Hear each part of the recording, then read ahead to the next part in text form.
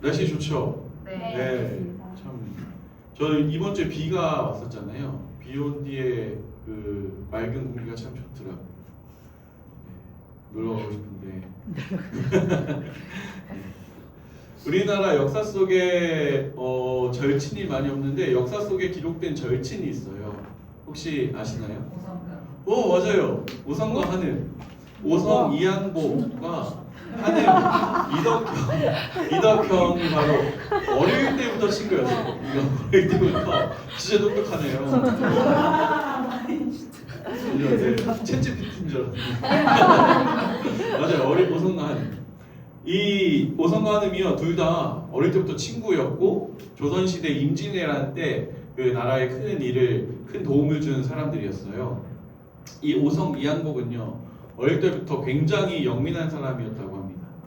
한 일화가 있는데 어린 시절 이항복의 집에 큰 감나무가 있는 거예요.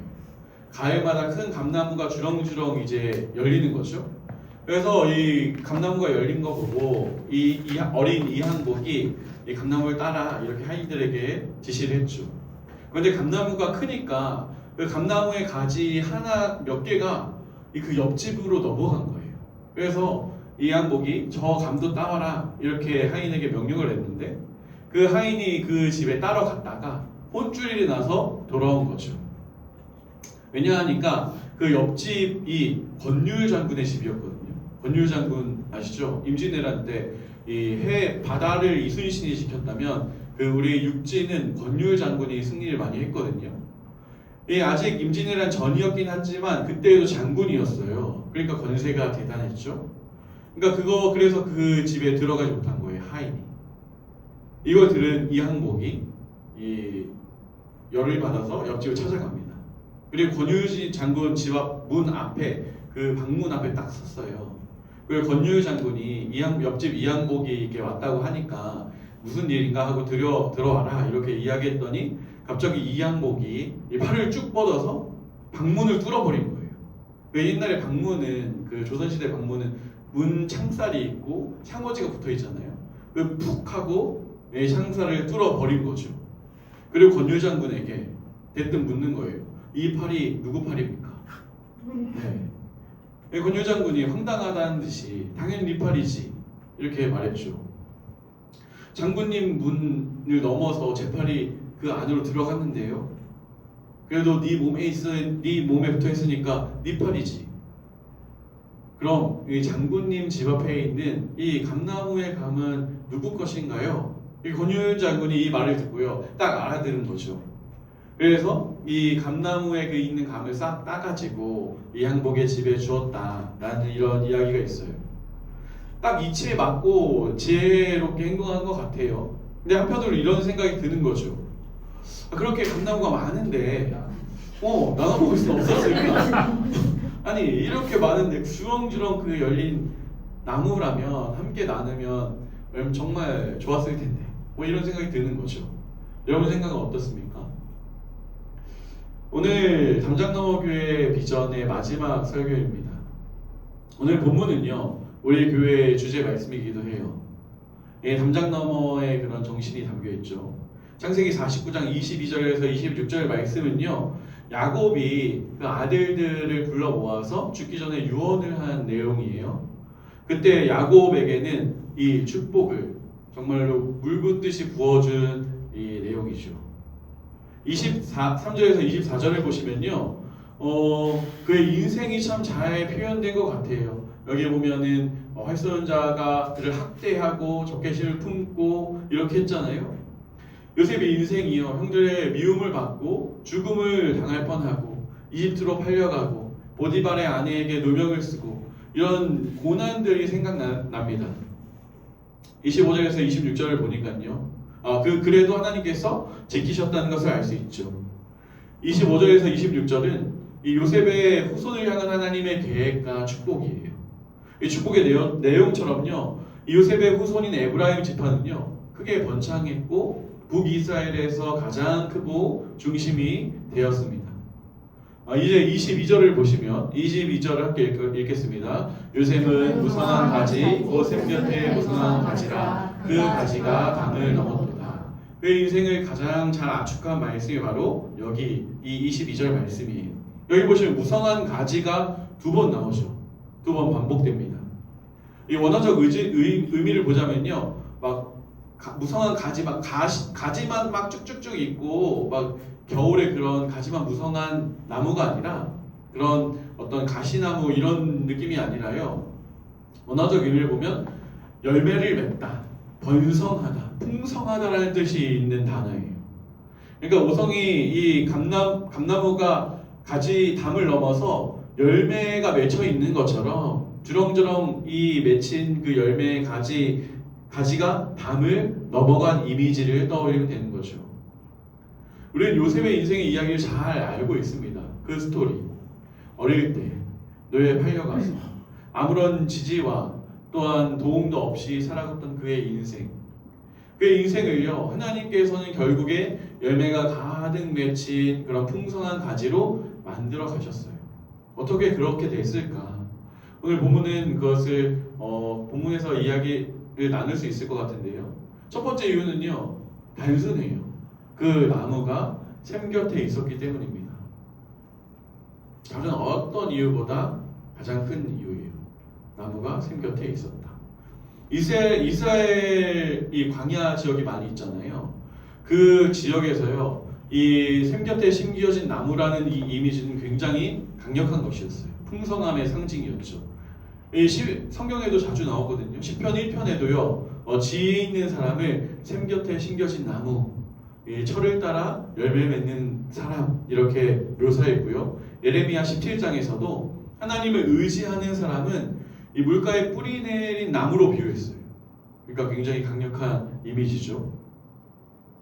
여러분, 신장 위구르라는 지역이 있어요. 중국의 그런 이 끝쪽에 중앙아시아 쪽으로 가는 지역에 보면 트루판이라는 도시가 있습니다. 이 도시는요, 이런 광야 한가운데 있는 도시예요.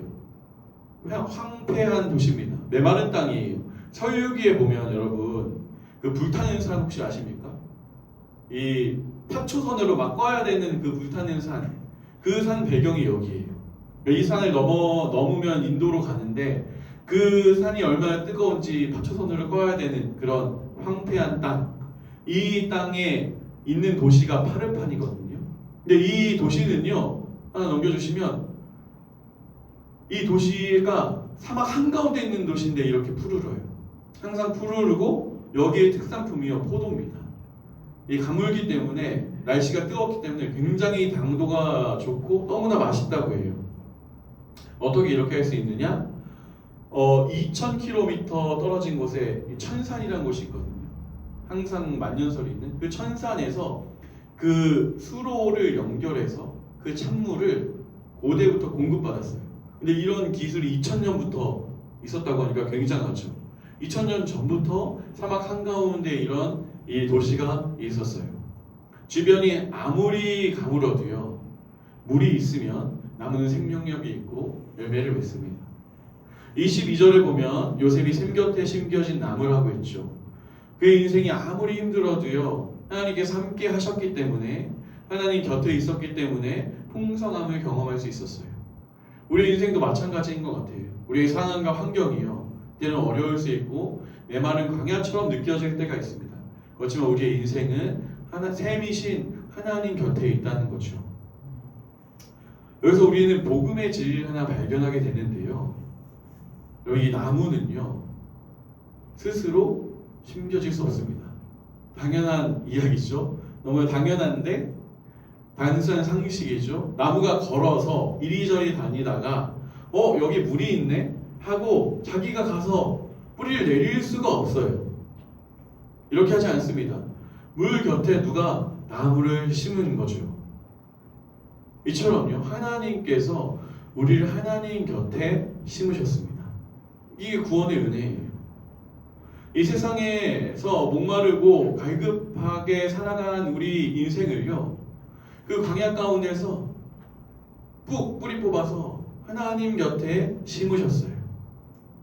하나님으로 만족하고 누릴 수 있도록 우리를 부르신 겁니다. 우리의 인생의 행복이 어디 있습니까? 내가 얼마나 성공했나, 얼마나 가졌는가, 얼마나 잘났는가 있지 않아요. 우리의 인생의 행복은요, 풍성한 하나님을 경험할 때만 우리가 누릴 수 있습니다. 진정한 행복과 기쁨을 누리게 되는 거죠. 아까 찬양했던 것처럼요, 우리가 어느 상황과 어떤 환경 가운데 있어도 하나님 나라를 살아가는 거죠. 기쁨으로 천국이라고 고백할 수 있는 겁니다. 진정한 행복과 기쁨을 누리는 거죠. 우리는 이미 하나님 곁에, 하나님이라는 샘물 곁에 심겨진 나무입니다. 우리의 뿌리를요, 하나님께 먹기만 하면 되는 거예요. 하나님의 공급하신 풍성함과 평안함을 누릴 수 있습니다. 우리가 어디 있습니까? 풍성한 하나님 옆에 심겨졌습니다. 우리의 사막 같은 인생, 그곳에서 뽑으셔서 옮기시고 우리를 심으셨어요. 이게 하나님의 은혜입니다. 아멘, 아멘이죠. 오늘 본문에서 알 수 있는 두 번째 진리는요, 샘 곁에 가지는 성장한다는 거예요. 생명력 있는 것은요, 성장하게 되어 있습니다. 아이가요, 태어나면 가장 폭발적으로 자라는 것이 한 2년 정도? 2년 안에 정말로 폭발적인 성장을 한다고 합니다. 세포가 막 살아있는 거죠. 분열하는 거죠. 예빈이도 보면 한 일주일 뒤에 가면 아기가 자라있나요? 안 자라있나요? 많이 커져 있죠. 네, 많이 커져 있어요. 조그맣게 인큐베이터에 들어와도 잘 먹이면 자라난다는 거죠. 생명이 있기 때문에. 우리 교회 화분들 보세요. 겨울에 다 죽어갔겠죠. 나뭇잎 다 떨어지고. 그런데요, 살아났습니다. 잎이 돋아났어요. 생명이 있기 때문이죠. 요셉은요, 샘 곁에 심겨진 나무죠. 그의 인생을 보면요, 하나님께서 함께 하심으로 형통했다고 기록합니다. 하나님께서 요셉과 함께 하셨죠. 그러니까 요셉이요, 성장했습니다. 그건요, 그의 지위나 그의 어떤 게 성장했다는 게 아니에요. 그의 형들 대하는 태도를 보면 알 수가 있습니다. 요셉은요, 어릴 때부터 좀 형들에게 미움을 받았어요. 그쵸? 고자질하고 막 제 형들이 일 안 해요 막 이렇게 아빠한테 이르고 딴짓해오니까 형들이 미웁죠. 근데 미운 걸 넘어서 형들이 죽이려고 했어요. 그러니까 얼마나 그 마음에 상처가 있겠어요. 자기는 형들이라고 생각했는데 그래도 막 구덩이에 던져서 우리가 죽이자 막 이걸 다 들은 거죠. 유다가 차마 죽이지는 못하고 노예 상인으로 팔지 않았습니까? 요셉이 이집트로 팔려가서 이 갖은 고생을 다 했죠. 저는요, 그 마음에 형들을 향한 미움과 복수심이 있었을 것 같아요. 분명히 있었을 거라고 생각합니다. 왜냐하면 요셉의 첫째 아들이요, 므낫세거든요. 그가 이제 총리가 돼서 결혼을 해서 아들을 낳았는데 므낫세라고 지었어요. 그 뜻이 잃어버림이에요. 잃어버림.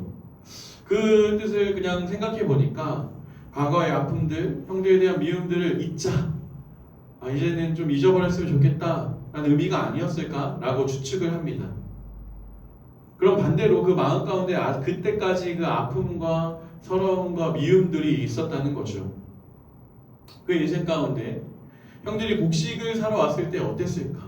형들을 딱 봤을 때 어땠을까? 여러 가지 마음이 들었을 것 같아요. 마냥 반갑지만 않았을 것 같아요. 저라면 걔가 왔구나 이렇게 생각하지 않았을까요? 그렇지만요, 결국 요셉이 형들을 용서했습니다. 그가 마지막에 고백하는 그 고백이 무엇입니까? 형님들 두려워하지 마십시오. 저를 보내신 분은 하나님이십니다. 하나님께서 우리 가족을 살리기 위해서 저를 이 이집트 땅에 먼저 보내셨습니다 라고 고백해요. 두려워하는 형들을 위로하고 격려하고 용서하죠. 그의 인격과 성품이 분명 성장했습니다. 이 모습은요, 마치 예수님께서 욕하고 핍박하고 자신의 십자가에 못 박은 그 사람들 향해서 저들 용서해 주옵소서라고 기도하신 그 예수님의 성품이 떠오릅니다. 그 성품이 요셉에게 나타난 거죠. 하나님께서 그와 함께 하시고 그의 인생을 만져 가시니까 이렇게 이렇게 성숙되어진 것입니다. 금요기도회 때 설교에 모든 것이 합력하여 선을 이룬다라는 이 말씀에 대해서 살펴봤어요. 이 선이라는 게 예수님을 닮아감이라고 했는데 요셉의 모든 고난과 어려움과 그의 인생을 통해서 하나님께서는요 요셉의 인생을 빚어 가셨어요. 더 하나님을 닮아가도록, 더 성숙해지도록. 우리도 하나님 곁에 심겨진 나무입니다. 그렇다면요 우리는 성장하게 되어 있습니다. 이 성장은요 우리의 어떤 성공과 어떠한 잘 되는 것을 말하지 않아요. 그것도 포함되지만 우리의 모든 것이 예수님의 닮아감에 있습니다. 저는요 성장이라는 단어에 조금 부정적인 생각을 가지고 있었어요. 예전에. 왜냐하면요 과거에 우리가 교회 성장이라는 이름으로 번영이라는 성을 교회가 쌓았기 때문에 이게 좀 저는 그런 성장이라는 단어에 대한 조금 반감이 있었습니다. 이 수적 성장이라는 이것이 부흥이라는 생각을 부정적으로 가지고 있었어요. 그럼에도 성경의 진리는요 생명이 있으면 생명이 있는 것들이 자라난다는 거예요. 우리 교회에 적용해도요 교회의 성장은요 이 숫자에만 있는 것이 아닙니다. 교회의 성숙의 영역이라고 생각해요. 우리 교회를 보면 지금 이제 6개월 차로 접어들지 않습니까? 보면 아직 이게 많이 갖춰지고 이제 팀앱에 여러분 우리 교회 치면 나오는 거 아시죠? 네 이제 찍고 올 수 있습니다. 여러 가지로 하나하나 갖춰지고 있는데 아직까지 좀 우당탕탕인 고개를 격하게 끄덕이는 우당탕탕이죠. 하지만 우리 교회는요 하나님 안에서 성숙되어지고 자라납니다. 왜냐하면 우리 교회는 하나님 곁에 심겨진 생명력이 있는 교회이기 때문입니다. 우리의 신앙도 마찬가지로 성숙되어져 가요. 인격도 변화되어져요. 저는 이게 제가 안 그럴 줄 알았는데요. 제가 교회 섬기면서 가끔 조바심이라는 게 들 때가 있어요. 문득 교회 인원에 대해서도요 생각보다 신경이 많이 쓰이더라고요. 그래서 제가 이 개척교회 자료를 보니까 개척학교에 대해서 자료를 보니까 교회에 대한 이제 체크하는 것 중에 여러분의 교회가 매년 10%의 성장을 하고 있는가? 뭐 이렇게 질문이 있더라고요. 생각해 보면요 저희 교회가 올해 7명으로 시작했는데 지금 13명이 예배를 드리니까 10% 이상이잖아요. 네. 저는 이렇게 인원도 사실은 걱정하지 않아요. 조급함이 몰려올 때가 있어도 생각해보면 여러분 나무가 스스로 내가 막 자라야지, 나 오늘 10cm 커야지, 나 오늘 20cm까지 커야 돼 라고 해서 자라지 않잖아요. 그냥 샘 곁에 붙어있고 뿌리를 잘 내리면 자라나는 거죠. 우리 교회나 개인도 마찬가지인 것 같아요. 스스로 애써 자라려고 성숙해지려고 하는 것이 아니라 하나님께 얼마나 가까이 있는가, 내가 오늘도 하나님의 공급하심을 경험하고 있는가 질문해야 하는 거죠. 우리가 점검해야 할 것은 그겁니다. 내가 얼마나 성숙해지려고 애쓰는가 아니라 하나님 얼마나 가까이 하는가. 여러분 하나님께서는 우리를 자라게 하시는 분이십니다. 마지막으로 담을 넘어간 가지는요 그 열매로 사람을 먹여요. 아까 이야기했죠. 이양복의 그 큰 감나무를 가족과 이웃들하고 나눠 먹으면 참 좋았을 텐데 요셉의 인생은요 이 담을 넘은 무성한 가지였어요. 하나님께서 그를 그렇게 사용하셨습니다. 이집트에 이 7년 흉년이 들었습니다. 지독한 흉년이었어요. 그런데 이집트뿐만 아니라 그 지역 전체, 이집트를 포함한 그 이스라엘까지 이르는 그 지독한 흉년이 들었어요. 하지만 그 7년 동안 이집트에는 곡식이 있었죠. 하나님께서 요셉을 통해서 파라오의 그 꿈을 해석하게 하셨습니다. 7년의 큰 풍년이 있을 때 곡식을 모아두게 하셨어요. 지혜롭게 요셉이 행한 거죠. 총리로서. 그 흉년을 살아간 거예요. 요셉의 가족들이 사는 그 가나안 지역에도요, 지독한 흉년이 찾아왔어요. 먹을 것이 없었습니다. 이제 굶어 죽어야 되는 그런 상황이었어요. 그때 곡식이 있다는 이집트의 소식을 들었습니다. 그래서 곡식을 사러 가죠. 형들이 갔습니다. 그 곡식으로 가족의 생명이 보존됐습니다. 나중에 그 가족들이 이주해서 이집트에서 정착하지 않습니까? 하나님께서 그 계획하심 안에서 그들을 살리신 거죠. 요셉은 가족뿐 아니라 이집트의 많은 사람도, 주변의 여러 민족도 가뭄에서 살릴 수 있었습니다. 하나님께서 요셉을 그렇게 사용하신 거죠. 요셉의 인생을. 그는 살리는 인생이 되었습니다. 저는요, 우리 교회 이름이 담장너머 교회인 이유도요, 이런 소망이 있기 때문이에요. 우리 교회를 통해서 이 살아나는 사람들, 회복되는 가정들, 굶주리고 갈급한 그 심령들이요, 회복되길 원합니다. 우리 교회가 우리 공동체 안에서 풍성한 기쁨과 행복이 있어요. 그런데 이것을 우리만 누리는 것이 아니라 각자의 삶의 자리로 가져갔을 때 거기에서 하나님의 사랑이 흘러가는 것을 꿈꾸는 거죠. 우리의 삶이요, 그렇게 하나님께서 사용하시는 복된 인생, 복을 나누고 흘려보내는 그런 사람들로 살아가길 축복합니다. 사랑하는 여러분, 하나님께서는 우리를요, 샘 곁에 심으셨습니다. 그것도 이렇게 함께 우리를 모아서 심어주셨어요. 그리고 우리를 자라게 하십니다. 그런데 하나님은 우리가 열매를 막 맺어가는데 끝나도록 두지 않으세요. 그 열매가 밤을 넘어가게 하십니다. 내 울타리 안에서만, 내 담화 안에서만 풍성한 인생이 아니라 누군가를 살리고 회복하는 인생으로 우리를 부르셨죠. 하나님께서 또 우리 담장너머 교회를 그렇게 세워가실 것입니다. 나의 인생이 우리가 지금 하나님 앞에 심겨져 있습니다. 우리는 그 은혜를 담장너머까지 흘려보내는 그런 교회입니다. 이 시간 함께 우리 찬양할 텐데요, 우리의 부르심을 기억하고, 하나님, 우리 교회가 또 제 인생이 그렇게 살아가길 원합니다. 하나님의 부르심에 합당한 삶, 그 먼저 풍성한 은혜를 누리며 주를 바라보며 성숙되어지고 나누는 인생 되길 원합니다. 이게 찬양 믿음으로 고백하겠습니다.